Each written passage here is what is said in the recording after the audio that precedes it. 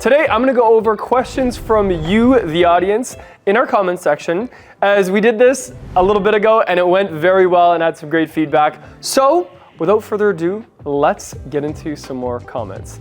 I'm Dustin Mason from Performance Lexus in St. Catharines.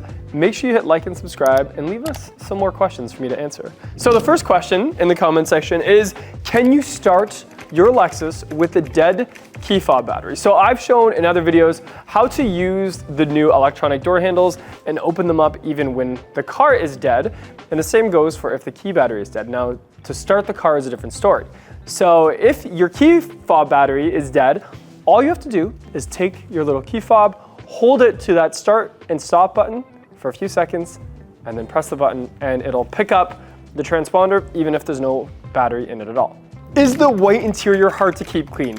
This is a tricky one because if you ask an owner of a white interior, they might say it's hard to keep clean, but they might also say, no, it's not that hard. You just have to be, careful.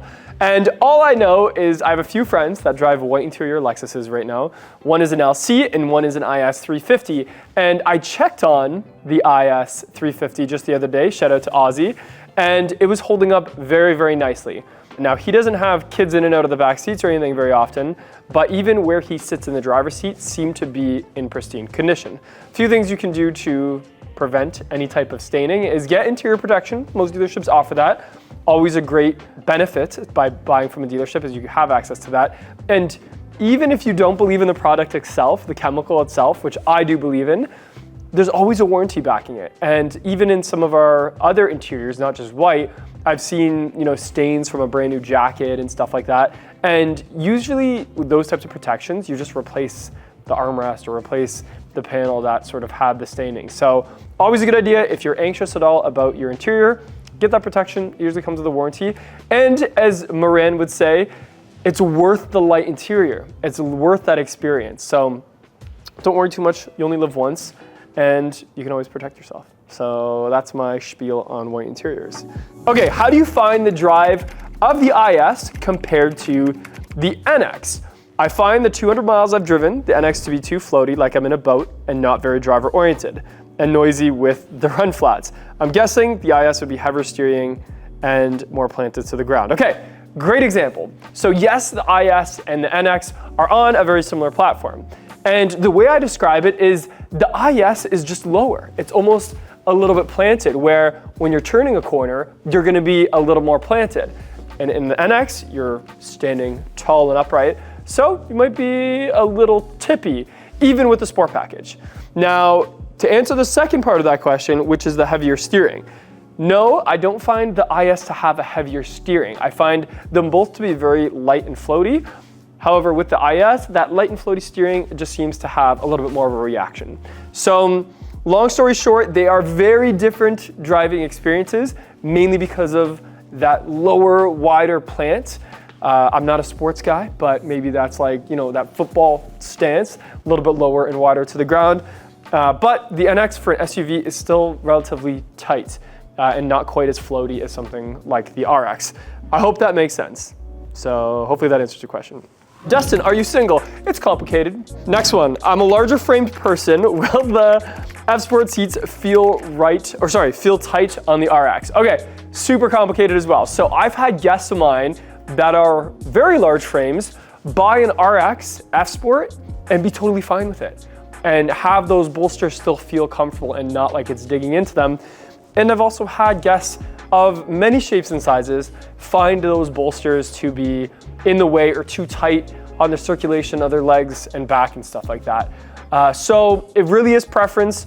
All I can say for this is take it for a drive, sit in the showroom for starters, and if it feels okay, take it for a drive.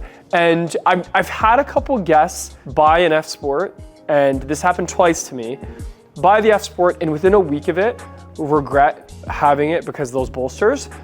And both of those two times, it actually turned out that those two guests actually had a little bit of a vertebrae out or a rear rib or something. They were actually injured and didn't realize it. So once they got their injury fixed, those F-Sport seats were fine again. So it also just depends on the condition your body is in and your posture and the way you're built and stuff like that. But most of the Lexuses these days, It's probably a close call, but I think I can say most of them are the S Sport, and we don't hear that many complaints. So just keep that in mind. Dustin, what got you into Lexus in the first place? I can't believe I haven't talked about this on this channel, or maybe I have. It's an interesting story. So I went to school to be a mechanic, and I wasn't very good at it, but I could talk. And I still didn't know what I wanted to be, so I got a job at the Lexus manufacturing plant up in Cambridge. So when I was there, it was my first time with the brand. I've never driven a Lexus before that. I've never known anything about the brand. And I really fell in love with some of those values that make such a high craftsmanship type vehicle. Everything from how each assembly member can, reach up and stop the assembly line just to fix a bolt or get that production right and get a pat on the back for it, where it seems that other manufacturers that I've heard of, you would actually get in trouble for something like that. So I really fell in love with the story behind Lexus, the quality of the vehicles. I didn't stay there for too long because then I wanted to get into sales, and I started at Toyota and worked my way up to Lexus, but it really did help sort of create this fundamental foundation of Lexus running through my veins, and that you hear me sort of spewing out as I talk about the brand so much. Okay, so the ISF and IS 500 video, this was a question on there. So compare terms of performance. How fun are they to drive? Well, my friend, coming soon, you might see a video that deep dives into that a little bit. That's a little teaser for you.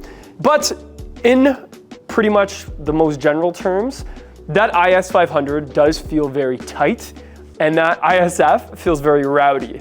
So the new technology in the suspension and the way that the manufacturing of the IS 500 went does create a very manageable car. And in my opinion, that ISF, Bilal's ISF, feels very raw and aggressive. So you'll see soon, coming soon, a little teaser there. Do any Lexuses have a cool box? Yeah, we have some cool boxes. We have some cool cars, we have some cool boxes. Particularly the GX and the LX, you can get certain packages with the cool box. Fun fact, we just learned the other day, that if you have a cool box on the new GX, you cannot actually turn off, if you have the cool box on, you can't fully turn off your AC. Even if you swipe it over to 0, the fan, it'll click onto 1, because that's what it's using to recirc the air in that cool box. I haven't used it personally. I used to call it the champagne cooler in the old LSs and stuff like that. On the new one, I haven't used it. It's a great idea. Put your lunch in there, put your drinks in there on a road trip. I think it's great. Is there a difference between the US models and Canadian models? Yes, and I haven't quite mastered every detail. However, the rule of thumb is usually in the United States market, you can look at those packages those features as being more a la carte. So if you want a certain feature, usually you can just pay extra, have that feature, have this feature. It's a large market, very easy to do for them. On the Canadian side, we have packages. And usually the rule of thumb for me on the packages is even if the package you're looking at, if there's 3 features that you like, it's worth the extra money to go for.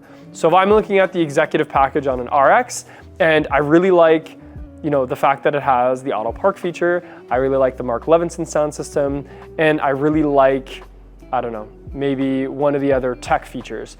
What you can say is that with those 3 features, it's gonna be worth that extra money, because in the future, you're also gonna have a little bit extra resale value. So to my friends down in the States, make sure you're considering that as you're speccing out your Lexuses. Make sure you get the features you want, and don't be afraid to get a couple extra in there. It doesn't hurt. And also in the States, it looks like you can get 2-wheel drive versions of a lot of our 4-wheel drive or all-wheel drive models. So in Canada, we have all-wheel drive RXs and only all-wheel drive RXs. Down in the States, you can do front-wheel drive. And that sort of goes across the lineup. Is there any truth to the 2025 ES350 V6 being the last of the V6 in this model? And let me tell you, and this sort of hurts to say, I have no idea. It might be. I heard this rumor too. I've asked Lexus. They cannot confirm or deny it. I think there's a 50-50 chance here. The reason I say that is we are due for a full redesign on that ES. Definitely it's coming soon. And just looking at the way the market is going and the lineup is going, even though we love that V6, I do think they're gonna modernize it, probably put a Turbo 4, maybe a Turbo 4 with the hybrid, like we've seen in like the RX 500 and stuff like that. And if so, that would still be an amazing car, and I would not be disappointed at all to drive that. But if you are a fan of that V6, maybe you should just buy one now, because I don't know how much longer you're gonna be able to get one. So anyway, Hope you had fun. That's some question and answers from you, the audience. Thank you for watching as always. Put some comments below to let me know if there's any other questions you would like me to answer and if you like the style of video, which a lot of you did, so that's why I'm doing it again. And I'll see you in the next video.